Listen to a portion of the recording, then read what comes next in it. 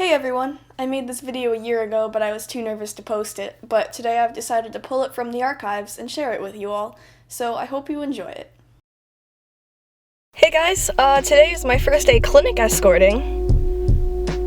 A few weeks ago there was a protest at Planned Parenthood, and about 30 of us showed up to counter-protest and maintain a supportive environment for patients. Not the church, not the state, women should decide our fate. Not the church, not the state, women should decide our fate. Our Planned Parenthood doesn't even perform abortions, but this clinic does, and I've been told the protesters here are a lot more vocal. Our job is not to change anyone's mind, we are here to keep the patients safe. We just started. How you feeling? Yeah. Same.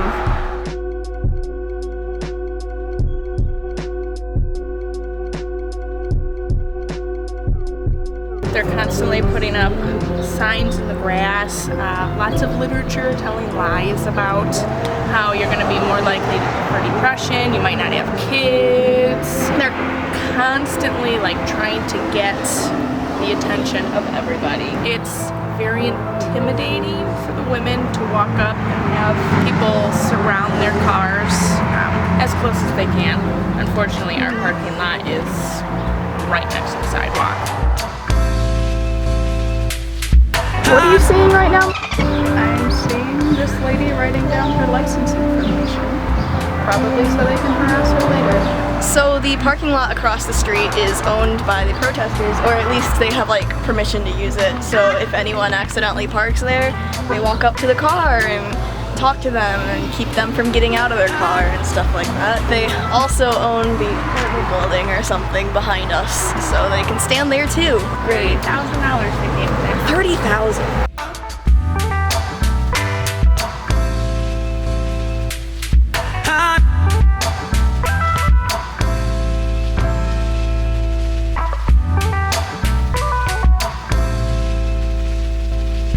What's the worst thing you've heard? I get compared to Hitler a lot. The worst thing they do is carry those graphic signs and yell at people. Well, it was bad when they cornered those kids. Yeah.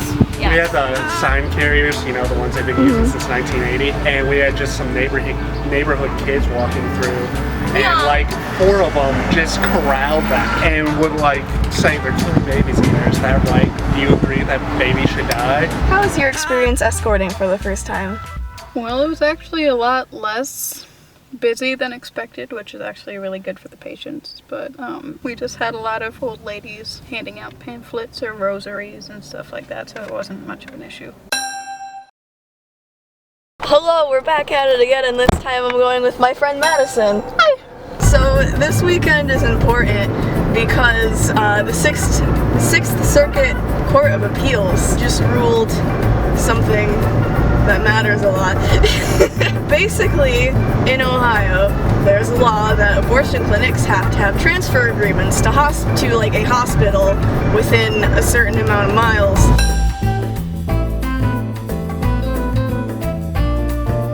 After the Supreme Court ruling on Texas House Bill 2, which was for admitting privileges, which is more or less the same thing. Since that's unconstitutional, we won our lawsuit, because otherwise we would have had to shut down because every single hospital in Ohio just said, nah.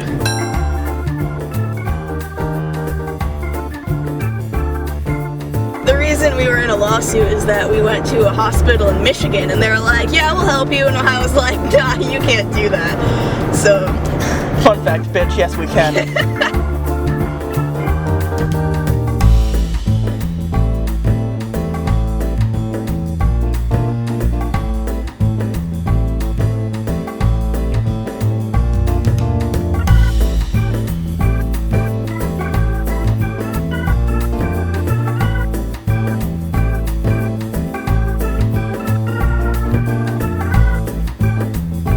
could you explain the chalk? When the protesters are here, they bring their children and little kids and they chalk awful phrases on the sidewalk. So we decided to show how much we appreciate and love the clinic by coming and chalking it ourselves.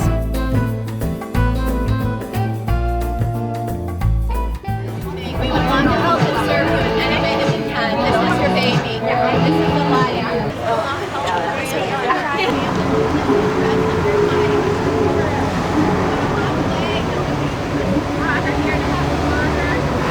noticed is they really nicely tell the person that they can help, and then when the person ignores them, they start shouting about murder, and it's really great. Madison, what has been your impression so far? Personally, it's a thing where, like, I don't like when people are really courteous about information that's dangerous to people, because that's a lot more dangerous than when they're upfront dicks about it. But so far, these people have done just a great job of being dicks up front. Filling up this bucket because we want to get rid of some of the shit that they have these kids writing, which honestly they have no business having kids writing in the first place. It might be too full to carry out, but you know what? It's still not going to be enough to get rid of half the shit out there. Bye.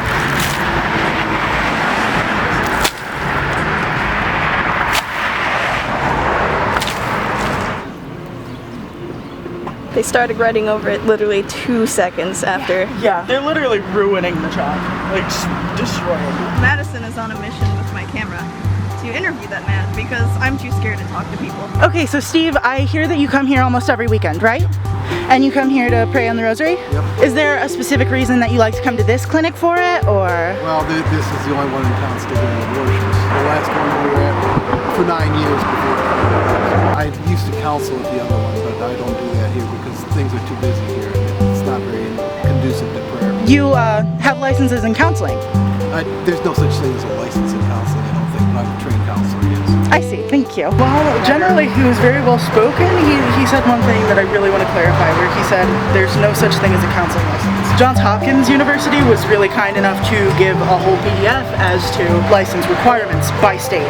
So in Ohio, for education, you need a master's degree or higher in counseling from an accredited program, exams that you have to take, 2 years or 3,000 hours of postmaster's clinical counseling experience. There's definitely a lot of things that you require to go into counseling in Ohio, and a license is one of them. If he meant clinical counseling, there are a lot of times where people won't check if you have a license, but it doesn't mean it's the way that it should be. Excuse me, I'm Madison. Hi Madison, how are you? Good, how are you?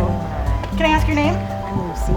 Hi Lucy. So I hear that you're here almost weekly? Is that right? No, I'm here every week. And do you like to just walk around with the rosaries? And say our prayers, right? I guess another question I would like to have is just how long have you been doing this?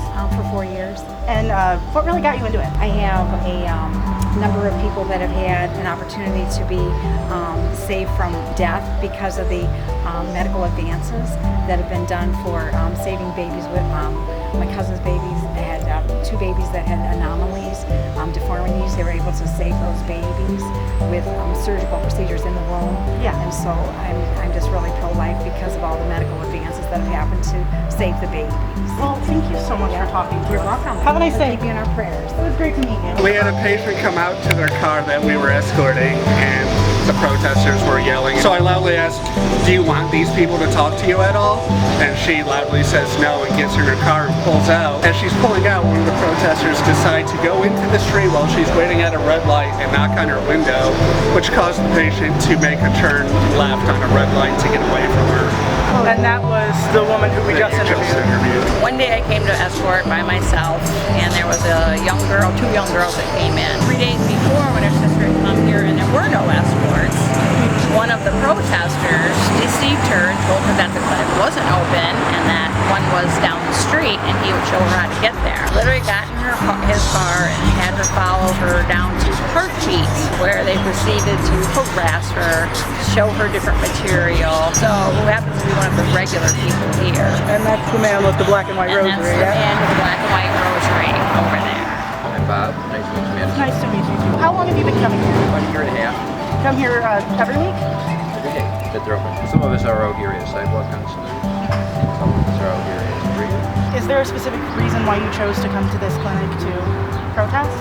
Well, actually, I don't consider it protest. Of course, Okay, it's not. we're here trying to counsel. What we try to do is have a compassionate conversation with a woman in crisis. So we know that nobody comes here that wants to come here. They're coming here because they have some kind of problem. So we recognize that there's a problem. There's help available for them. There's medical help, financial help, help in school.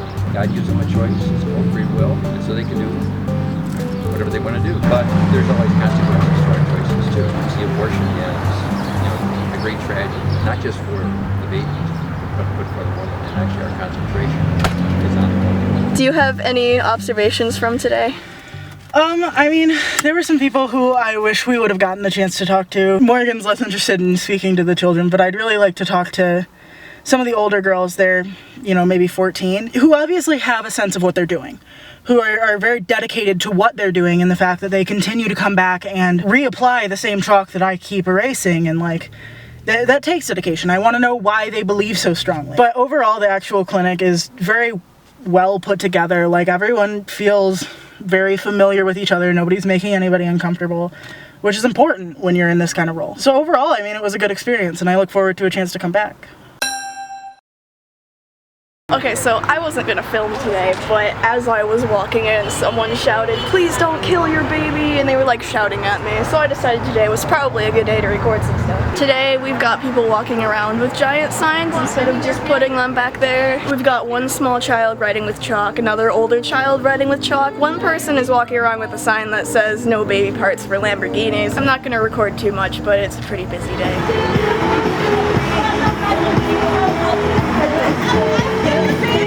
Can we walk her out and get the door for her? There should be in the back.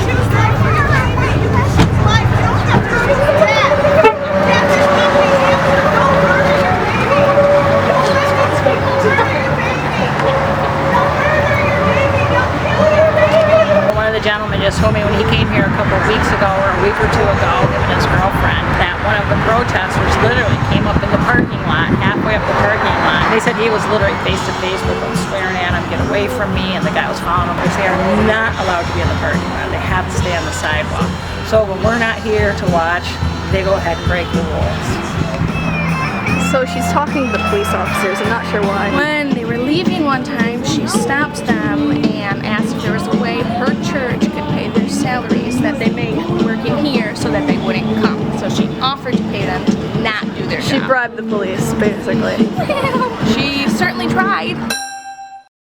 So, I don't know what these people think happens inside the clinic, but they're kind of misguided. Contrary to popular belief, patients are offered all options. In fact, there's like a whole station in the waiting room with iPads set up with an app that teaches you about your options like adoption and parenting in addition to abortion. Like, no one in there wants to convince you to have an abortion. Like, if you want one, they will give you one, but what they really want is what's best for you. And so it's pretty redundant to have counselors out on the sidewalk. Because this video was recorded a year ago, it's not the most up to date, so let me say that it's gotten more aggressive since the presidential election. There's the usual thing of blocking people's line of sight as they try to pull out of the clinic onto a very busy road, trying to talk to them through their windows as they're trying to drive. But also there have been things like a person who dressed up as Jesus and walked around barefoot on the sidewalk. People who yell or sing or pray through the windows into the clinic, specifically the recovery room.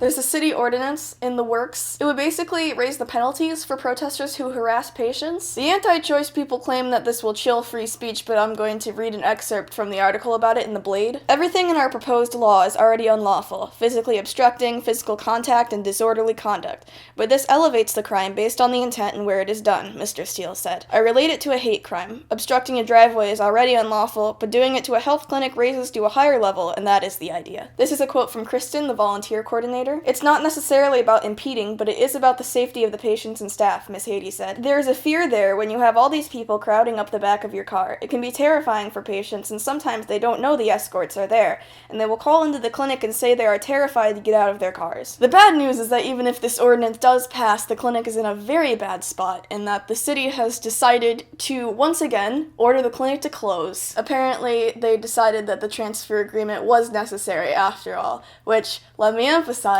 it's not necessary, and there's a Supreme Court case to prove it, but our Supreme Court in Ohio is kind of stacked against us a little bit. One of the justices has some affiliations with Ohio Right to Life, but refuses to step down from the case because they claim that it won't affect their decision-making abilities. I doubt that. So that's the state of things right now. I will link to more information in the description below because I don't want this video to go on forever. I hope you found it informative. Keep abortion safe and legal, and I will see you in the next video. He rules the world with truth And then we have our escorts. and